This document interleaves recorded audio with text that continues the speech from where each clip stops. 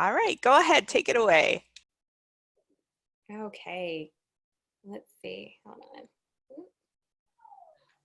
Let's make sure, So I am, there we go.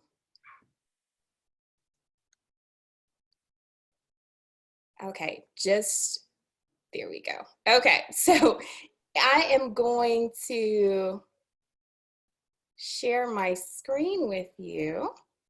Let's see, excellent. Excellent. All right. Okay, so is everyone able to see my screen? Yes. Okay, wonderful, wonderful. All right, so good morning.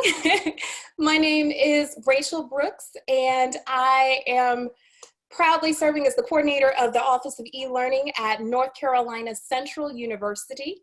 I am also the co-chair for the University of North Carolina System Quality Matters Council. So I serve as one of the lead QMCs for the University of North Carolina System. And my colleague, Dr. Zakaria Jouaibi, will now introduce himself. Hi, this is Zach, and I'm the Senior Instructional Designer at the Office of E-Learning at North Carolina Central University. And so today we are delighted to share with you what we're entitling Better Than Good Enough. We hear that phrase all the time, good enough. We want to make sure that we're better than good enough as we are utilizing the QM Rubric and as we are ensuring quality within our courses and our programs at our different institutions. And so today we're going to talk about how our HBCU, North Carolina Central University, has worked to make sure that we were better than good enough as it relates to quality assurance in our online and hybrid course delivery. So we're going to jump right in with our session objectives. We have 4 very quick objectives. We're going to look at how we at our institution have used data to inform a number of our online learning practices as well as our online teaching practices. How we actually use the Quality Matters rubric to promote high quality course design and delivery. We're going to talk about how we relied on the strength of our faculty and created what we call our quality assurance ambassadors to support scaling quality efforts throughout our campus, as well as how we built on that to develop master courses and program-specific training to institutionalize high-quality course design and instruction. So starting out, we're going to talk about how we really kind of footing with Quality Matters through ad hoc adoption and how we assessed our capacity to help us begin that process of scaling our efforts. So first, what we had to do was understand, what do our learners need? Our learners wanted and needed to have courses and services that tailor fit their unique needs. We had to understand that our students were coming to us with a variety of backgrounds, experiences, resources, and in many circumstances, lack thereof. Our institution and what many of our HBCUs, our historically Black colleges and universities, pride themselves on is the fact that we have a history of providing quality education to students and to learners who may be typically not able to attend other institutions. We have a high rate of transfer from our community colleges. We have a large number of rural students, a large number of first-generation students, lower income students, military students as well. And so we wanted to make sure that we were meeting their unique needs. And in doing so, we realized we needed to have dynamic programs that provided agile curriculum that fit the lifestyles of many of our students. Several of them are working adults who are either coming back to receive another degree or are working to receive their first degree. Some of them are starting out at the community colleges and wanted to have a clear, succinct pathway to earning a higher degree, a bachelor's degree, as well as those who are interested in participating in certificate programs so that they can help advance themselves in their different positions. And that touches on the fact that we wanted to look into how we could utilize the different structures that we had in place as far as our degree programs and opportunities for new degree programs to create those personalized pathways that, of course, met our students' needs. So in order to see where we were as an institution in meeting the needs of our learners, we recognized that we needed to assess our capacity for addressing those concerns. And so we performed a SWOT analysis early in 2015, actually slightly before 2015, before our Office of E-Learning opened in the fall of 2015. We had a distance education task force at North Carolina Central University that essentially performed a SWOT analysis to understand what were the needs of our students and how did our institution, or how was our institution poised to address them. So we realized some of our strengths were the fact that we had pockets of quality online instruction happening. We already had those early adopters who were excited about the potential that online learning brought. We had been engaged in distance education for a number of years. And we had our high-flying faculty. At the time, I started working at NCCU in 2010. And early into my career at NCCU, I was one of those I was one of those instructors who was engaging in online learning. And we had, our group of individuals, it would always be the same ones who were signing up for trainings. But it was nice to see that there was that energy surrounding the desire to provide quality online instruction for our learners. And then there was a genuine interest in improving student success. Of course, we were interested in meeting the different metrics that were in place, but our faculty, and what you will find, what research has shown in many of our HBCUs, is that the faculty become an extension of the family for students. And so students saw that their instructors were invested in their success, that they were constantly checking on them. And so instructors, in turn, were taking the initiative to take trainings that were available to them to improve their practices to support their learners. Now, of course, there were a number of weaknesses that we needed to address, one of which was the fact that there was no standard university-wide for online quality assurance.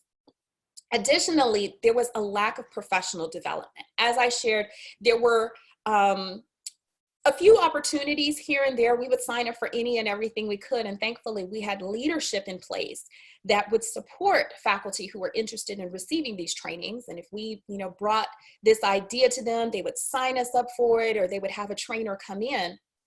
But as far as a consistent approach to faculty development as it was related to online training, that was lacking at the institution. Now, there were opportunities that we recognized that included this potential to provide access to high quality education. We recognized that because of the population of students we were serving, we were uniquely poised to be able to provide, if we could improve the quality through training, through assessment, of the curriculum that we were offering on our campus, our students would benefit from that. And so this access, this pathway to this high quality online instruction would be available to a larger number of students. And then there was also, by engaging in future professional development, there was a way for us to provide access to support for our faculty, as well as to recognize the efforts that we saw so many faculty were putting into their work to create these high quality courses.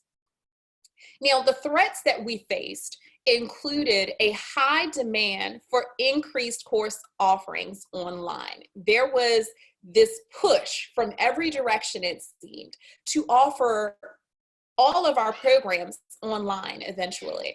And so we felt this external motivation of, okay, we need to get these programs online, but we need to do so responsibly.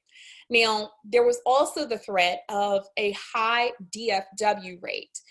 We wanted to make sure that our students who were engaging in our online courses were not essentially being set up for failure, that because they weren't supported in the space, that they were engaging in educational experiences that were not designed for their success.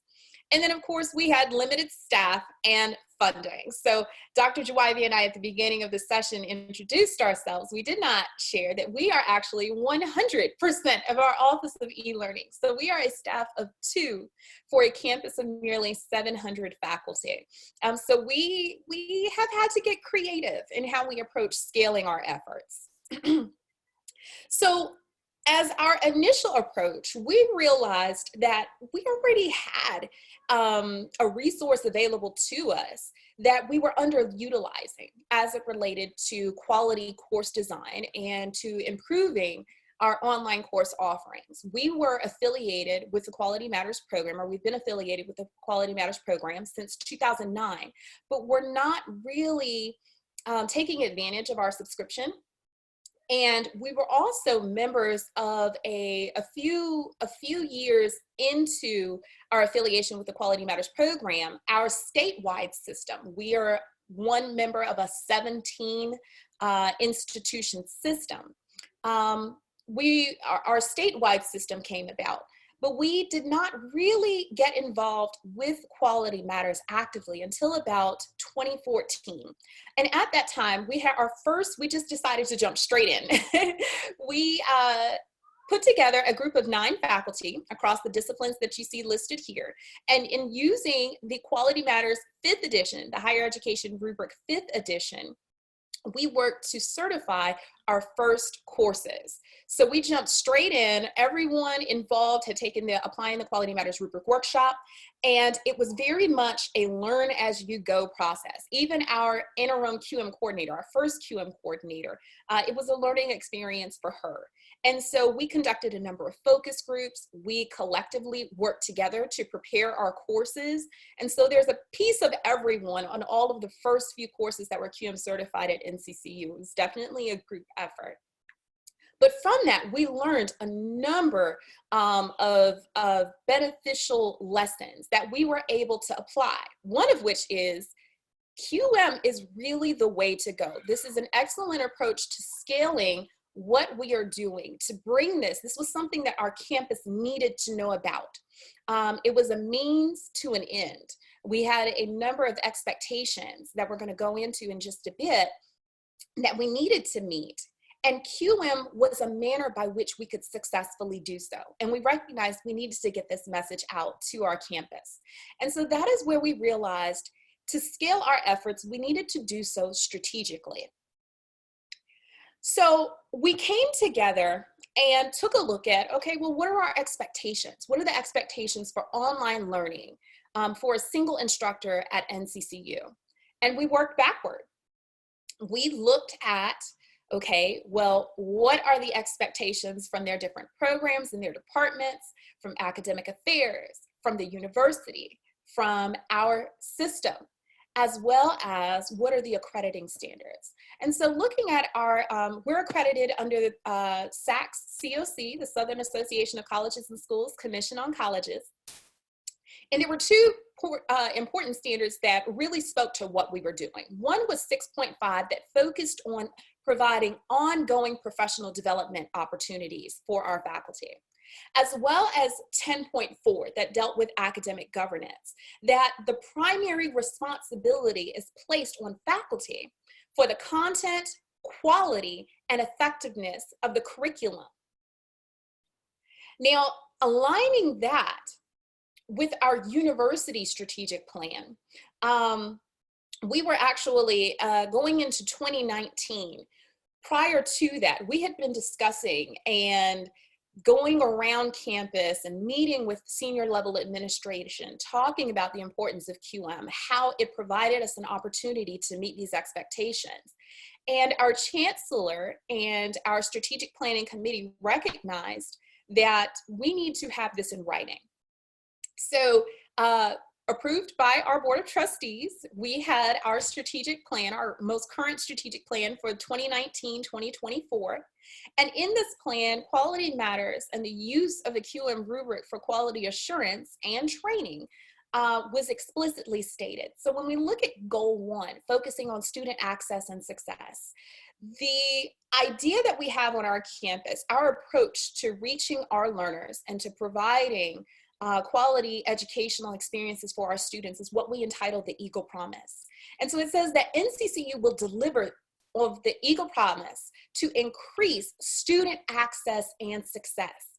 Now, under Objective 1.5, focusing on expanding what we're entitling our NCCU online program, that's our online university, it explicitly states that our faculty will achieve Quality Matters certification for 85% of those individuals who teach online. Now, when we refer to Quality Matters certification of the faculty, we're not necessarily referring to their courses being certified at this moment, although we are working toward that, and I'll share in just a bit. But what we're talking about is making sure that our faculty receive Quality Matters training, either via the Applying the Quality Matters Rubric workshop or the Improving Your Online Course workshop, that they receive that completion certificate showing that they have received training in the use of the Quality Matters rubric. I'm happy to report only a year into this strategic, not even a full year, we are currently at 41%. So we will definitely, we're on target to meet that 85%, better than good enough for NCCU by 2024. We also have in our university strategic plan a goal regarding institutional sustainability and making sure that we're providing resources to support and advance institutional priorities. One of which focuses on best practices for course delivery, making sure we have a system of distance education faculty support, and then also making sure that we are instituting a culture of faculty recognition. We also are aligned through our academic affairs strategic plan, which focuses on creating, our goal 2, creating an environment of collaborative learning and cross-disciplinary programming. And critical to that is utilizing the Quality Matters rubric and applying that to course design as a quality assurance metric. Now, the last piece of policy that I'd like to share that informs what we do is our commitment to accessible online learning and digital education. And so part of our university commitment is making sure that the content that we provide to our students and the learning experiences are accessible to a variety of diverse learners. And so we strive to be in alignment with the Americans with Disabilities Act, as well as the Amendment Act as it's related to technology, sections 504 and 508 of the Rehabilitation Act.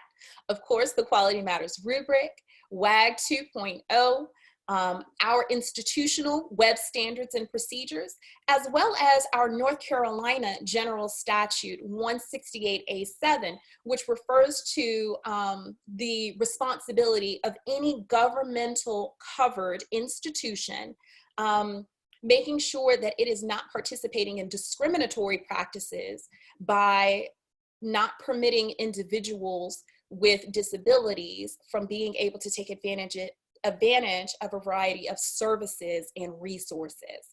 And so keeping all of that in mind, we decided to think about how we would approach providing instruction and support to our faculty. And we did so using a 3-dimensional model. So one, understanding, first of all, the environment. This 3-dimensional model is going to occur in some type of an environment. And I want to share that this is everything that we do within our office. We pride ourselves on making sure that it is research-based. And so this is actually built from ILRS's 2003 model, focusing on a 3-dimensional approach to learning. But the environment that our faculty found themselves in is this social situation of our institution, the different disciplines that they're coming from, as well as the societal context, which is worth noting has changed dramatically as a result of what's happening right now with this current pandemic. But what are their ideas, or what are the existing ideas in society about online learning? What are some of those stereotypes that faculty find themselves having to deal with in the online learning space? Technology bias that might be associated with it, as well as the perceived importance of proficiency using online education. Now, then we have to focus on, okay, we are training faculty, so what are they coming to us with? And so we look at this first dimension of learning, dealing with the content. There is a specific curriculum that they are expected to address. We want to make sure that they're adopting these research-based best practices, that they're using new technology responsibly, and that they are incorporating, and that we're also providing them beneficial online resources. Now, this incentive dimension that focuses on the faculty members' motivation. Why are they coming to us?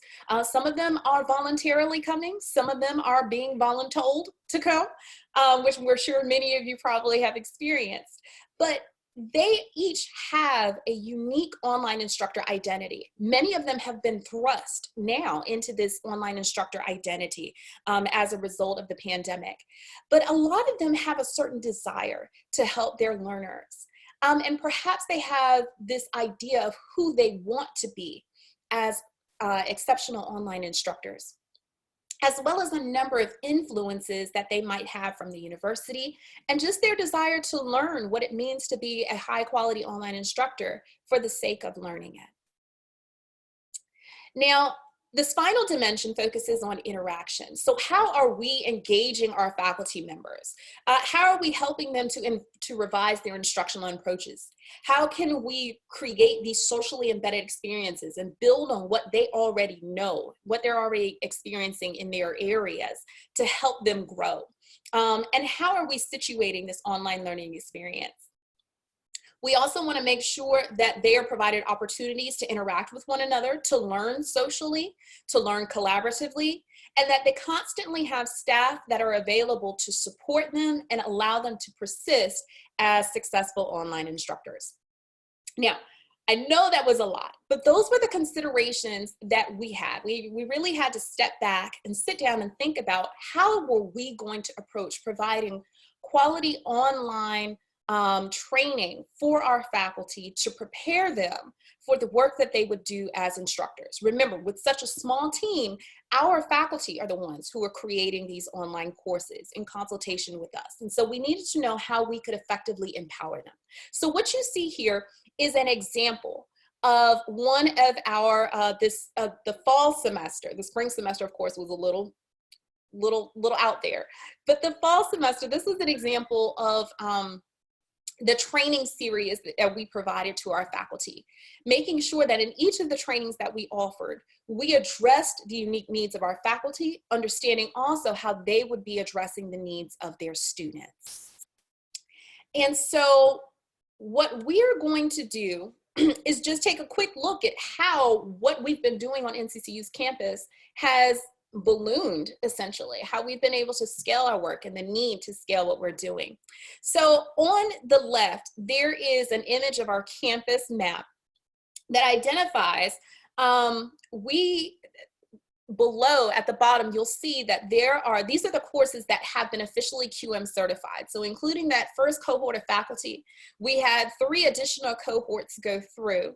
And we ended up with 13 courses that were being prepared for QM reviews in the School of Library and Information Sciences, 7 in the College of Arts and Sciences, 5 in our College of Behavioral Social Sciences, and 3 in the School of Education. Well, on the right, you will see that that has expanded. So not only do we have the courses on the left that have been officially QM certified, but we also have 26 courses that are currently in preparation for QM review. Well, with the team of two, we needed to really take advantage of the resources that we had on our campus. And what we did is that we relied on our high-flying faculty, those that have already had their courses QM certified, those that have been trained in using the QM Rubric and have received additional training from our Office of E-Learning. And we created what we call our Quality Assurance Ambassadors. These individuals are our liaisons from our Office of E-Learning that we have trained extensively to prepare faculty and to assist faculty as they are revising, developing, or modifying their courses. And so you'll see that we have participation not only from our College of Behavioral and Social Sciences, the College of Arts and Sciences, our School of Education. We have our main library staff, our assistant director, as well as our research and instructional services coordinator. And then we have here just listed the School of Library and Information Sciences. One of the key components of being able to scale what we're doing has been the support of our senior level administration. And Library and Information Sciences has been a wonderful resource. Their dean, in fact, has jumped in and has taken the lead and has, well, he can do this. He required all of his faculty in the School of Library and in the School of Library and Information Sciences to participate in QM training, to submit a course for QM review, as well as to become peer reviewers. And so we have the entire School of Library and Information Sciences that has come on board as quality assurance ambassadors. Now these ambassadors, and this is just a visual representation of that, they, as we said, received training from our Office of E-Learning during that first year. We will then bring in a second cohort of individuals who these ambassadors will provide support to.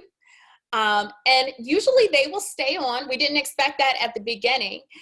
We expected it to be a one-year rotation, but we've actually been able to accumulate a number of individuals. And so now we have a much larger group of quality assurance ambassadors who support us as we bring on new faculty, as well as work with us in building our program. All right, so just quickly, I want to share some numbers. We have, currently, we have had 325 sessions of Quality Matters professional development in which faculty have engaged. From that, 168 of our faculty have completed either the Applying the Quality Matters Rubric workshop or the Improving Your Online Course workshop. We have individuals holding a total of 23 roles, including some of North Carolina's only program certification reviewers. We have master reviewers, peer reviewers, a number of facilitators, IQM Association members, as well as Instructional Designer Association members. And as I shared, 13 courses have currently been QM certified with 26 in the hopper. So I'm going to take a break. I have seen the chat blowing up, so we're going to take a quick break to address some of the questions in the chat. Let's see really quickly. Let me pull up. Oh, buddy. Most of the comments in the chat really are comments. Okay, so you may want to address those, but there was one actual question in the Q&A. Are the quality assurance ambassadors compensated, and does it count towards their workload? That is a great question. So right now we are not doing course releases. It's not counted necessarily in that way toward their workload. But one of the ways in which we have, I think what has been critical, like I said earlier, was getting senior level administration on board. And part of that was recognizing the efforts of these faculty members. So our quality assurance ambassadors, in preparing for the summer, now that we are experiencing, this exceptionally high workload, we were actually able to secure funding from our chancellor to provide, to designate 5 of these individuals to take on an additional amount of responsibility and to receive a modest stipend to work with us as what we're referring to as our instructional continuity liaisons. So we also make it a point to recognize our faculty at their different departmental levels. You'll see a little later on, we love positive peer pressure on our campus, and so we never We never shy away from a moment to recognize our faculty in front of their leaders and in front of our campus leaders. But we also provide support to our faculty to attend conferences, even if we aren't able to always offer stipends, so to speak. Our high flyers are the first ones to join us at conferences. All of their expenses are paid as far as their travel is concerned, registration. And then they are also frequently invited to publish with us. And so we have published 3 articles and a book chapter right now is in the works in collaboration with our faculty who are working with us. And so we always make a point to make sure that we are recognizing our faculty in ways that are meaningful for them, as well as coordinating to ensure that their efforts are recognized as it relates to tenure, promotion, and evaluation. All right. All right. There are some things in the chat now, a couple of questions that came through. Okay. How long does it take to get a faculty member certified? That is a great question. Now, it depends. If we're talking about certified as it relates to them receiving certification for taking the Applying the Quality Matters Rubric workshop, we'll talk about that in just a bit.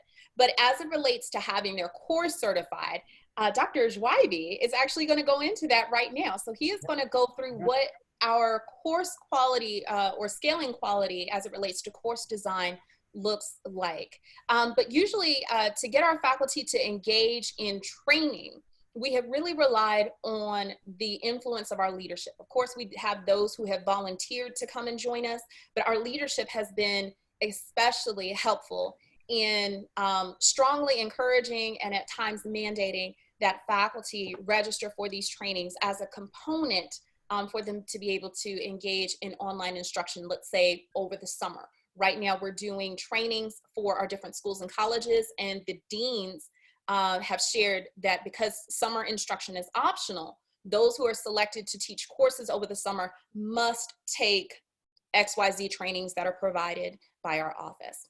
So we're going to hold on to the questions for just a moment. I'm going to go ahead for the sake of time and allow Dr. Jouaibi to share with you some tidbits about our course design, and then we will provide other opportunities for questions in just a bit. Perfect. Racheal, can you keep sharing your screen and help me navigate the slides so that we wouldn't waste time? Not a problem. Okay, perfect. My colleague and I have taken quality seriously, and we made it our ultimate objective to promote and permeate a culture of quality across our campus. So everything that we do, from professional development to course development, that is QM based. So for example, with relevance to our online course development process, with relevance to our course design philosophy, we decided that we need to make it focus on 3 main concepts. So we use backward design as a design framework. We use a modified version of ADDIE as our course development process. And we use QM Rubric as our quality benchmarks. So how does the process look like? If you noticed, there is the first phase where faculty members submit their paperwork. And once approval is granted, we immediately begin our course development journey with a kickoff meeting in which we explain to the faculty the course development process, how they use the rubric, not only as a final tool for review, but also as a course development tool. We set up the time frame, we discuss the memorandum of understanding, which is signed by the faculty in the kickoff meeting, and which consists of our quality expectations, and the faculty is made cognizant of their responsibilities to designing a high quality online course. And then phase 3, this is the second, during the second consultation, we start the analysis phase where we discuss the nature and the purpose of the course, its general instructional goals, identify the strengths and weaknesses of the current course, identify the learner's characteristics, examine the learning context, and we also brainstorm some potential design ideas, and we discuss online delivery best practices so that we kind of cognitively prepare faculty member for this course development journey. And then, like in the third consultation, this is where we start the design phase. We help our faculty craft measurable and specific learning objectives or competencies. We explain the concept of alignment as well as the modular structure and their importance in ensuring quality.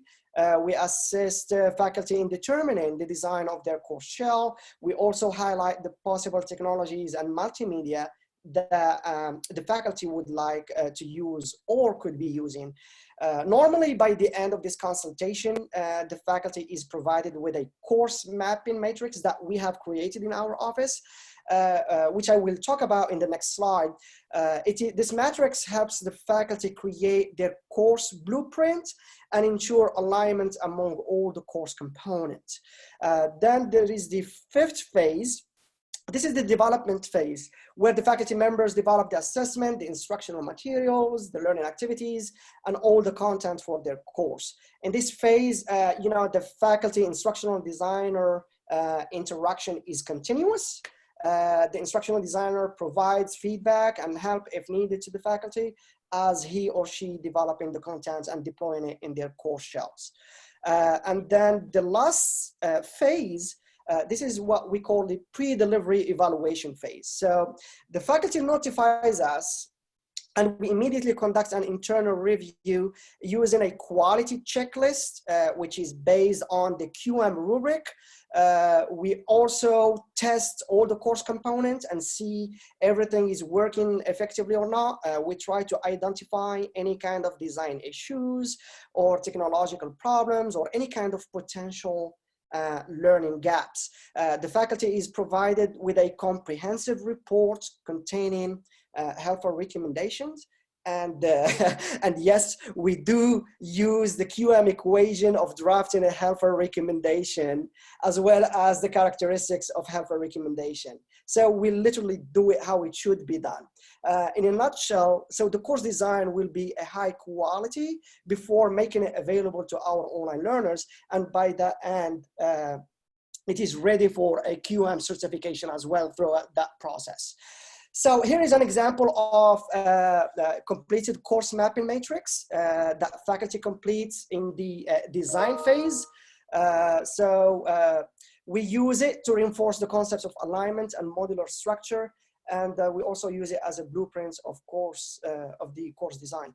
I mean, you would be surprised how this makes the course development process so easy and efficient, not only for us, but for the faculty members, because once they can see it visually and concretely, the process of developing their contents and modules becomes like a second nature. Next. So as I said, everything that we do in our office, every professional development, every resource we provide, it is QM based. We are trying to, as I said, permeate that culture of quality.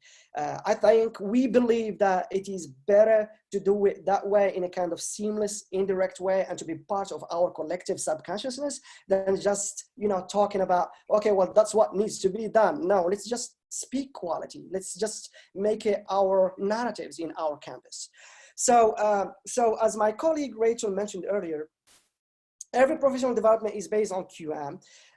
And one of the strategies that we use is creating this QM-based course shell or template. Once faculty members know that several of the quality matters standards would be met by adopting this template, they would immediately adopt it without any kind of, problems or anything. Please, next. So we talked briefly about the pre-delivery evaluation in our course design process. And this is the checklist that we use to informally review, the course being designed. It is based on quality matters rubrics. Just the language tends to be more speaking to the faculty members than to a reviewer who is going to conduct a quality matter review. And that makes it a little bit helpful and more kind of responsive, so to say. As I said, the faculty, even though it is an informal and it is conducted either by me or my colleague Racheal, we literally use the tool available to us in the Quality Matters website to review our courses, and we use all the standards and the substandards, and we provide the evidence and the recommendations. So it is informal, but it is absolutely a total full review. Next. Okay, so with relevance to faculty engagement, as you can see in the right side of the slide, there is an excerpt of the review reports we provide our faculty at the end of each course review. If you notice, the faculty includes an explanation of the actions he or she took to make the recommended changes. And you can see that action word highlighted in yellow. And what I'm trying to show here is that even the report is sent, it is still an interactive, engaging process between the faculty member as well as the instructional designer or my colleague reviewing that course. So the whole process from A to Z is designed to ensure not only faculty instructional designer engagement, but also faculty quality matter content interaction. And there is this kind of natural exposure to the best practices and organic building or development of a quality narrative in their minds. In the left side, as you can see, there are some numbers that would quantify faculty professional development engagement with our office. Since the opening of our office, more than 200 hours of professional development were offered, more than 350 hours of design consultations were conducted. And if you notice, all the schools and colleges on our campus were involved. Any questions or comments? Yeah, go ahead. Sorry, Rachel. I was going to say, I see we have just a few minutes left, so we're going to continue, and we're going to capture, we're going to share just a little bit and capture your questions and make sure that we respond to them. But we wanted to touch on just quickly what it looks like to scale quality program-wide. I know many of you are interested in what that looks like, and so one of the strategies that we approached in doing that, as we shared earlier, was making sure that we were engaging senior leadership. We wanted to build administrative buy-in. We got on the provost agenda for the senior leadership retreat with the deans and the vice chancellors, and pointed out those schools and colleges that have really taken the lead and allowed them to use that positive peer pressure to ask, you know, hey, I don't see the school of so-and-so up there. And we have received wonderful responses.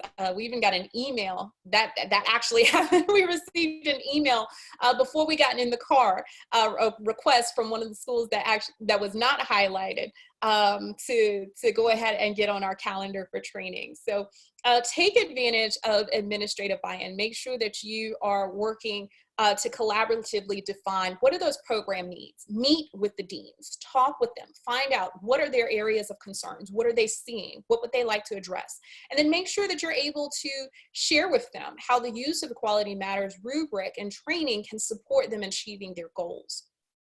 And then you want to make sure that you engage program level leaders. And so with the program level leaders, we perform a SWOT analysis of their programs, and it helped us to define clear goals based on where they were and how they were positioned to meet the needs of their students. And then we customize those e-learning resources. So as you saw earlier with that best practice template, it is meant to be that, a template. It is a head start. We do not expect cookie cutter courses. Each of the sections within the template provide examples on what can be present or how a faculty member can meet the standards, understanding that they can do so based on what they need as instructors, what their learners need as their students, and that this has helped to provide a guide so that they can visualize what is being shared in the Quality Matters rubric. And then make sure that you have a targeted system of support, similar to what we created with our quality assurance ambassadors. Have persons in place to communicate the message when you are not present to communicate it in that moment. And then make sure that you implement the program, implement your e-learning plan by training faculty on properly using the resources, how to do so responsibly, building buy-in with the faculty, making sure that they know how they're going to be recognized for their efforts, appreciate them for the work that they're doing, and then make sure that you are assessing, improving based on the data that you receive, and continue to assess again. And this touches on QM's principle of continuous improvement.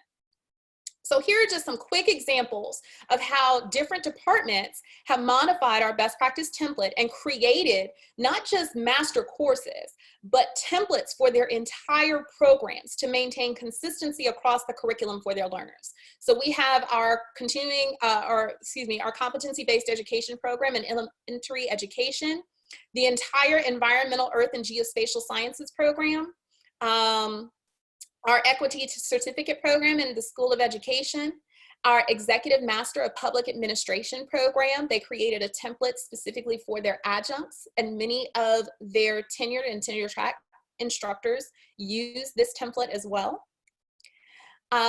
There is a Quality Matters template for the entire Department of Hospitality and Tourism Administration, our psychology department, the entire School of Library and Information Sciences, as well as our university college, who actually asked us to help them in the redesign of their curriculum and create a template for their first year seminar, for the first year experience. And so again, each of these programs had their leadership participate on a committee with us to redesign their curriculum and to format a best practice template for online instruction. We do not have time to go through what we have put together for scaling quality through calamity, but I would just like to quickly share that because of the efforts that we've engaged in creating this quality course design, quality approach to training for our faculty, this has positioned us to be able to address the needs that we have faced in continuing instruction unexpectedly remotely. And so our slides are available online, and we encourage you to take a look at them and reach out to us if you have questions. But for now, we would like to use just the last 2 minutes that we have to address some questions that I see are popping in the chat. All right, here are a couple of questions from the Q&A, and then I think I only saw one from the chat, so we should be able to get to all of these. Okay, this first one, Laura Sheehy said she would love to read the articles that you have partnered with faculty to write, and is wondering if they are listed somewhere or if you can provide links to the articles. Absolutely. So they are listed. We'll be glad to share those. And one of the articles I actually co-presented with the faculty member that co-authored the article. There is a QM webinar on how we utilize the QM rubric to assess outcomes in an introductory online biology course. And so I will make sure that you have that link as well, so that if you would like to take a look at that presentation, you're more than welcome to do so. Okay, and then along the same lines, Laura asked if you'll be sharing copies of the documents that you were showing in your presentation. Yes, so we do have, like I said, we have the presentation itself available, but we can also update the link to include a page that has links to templates that you can use on your campuses. Okay, and let's see here. There was one earlier on in the chat asking, what is the statewide QM system that NCCU is a part of, and did they help or support this initiative in any way?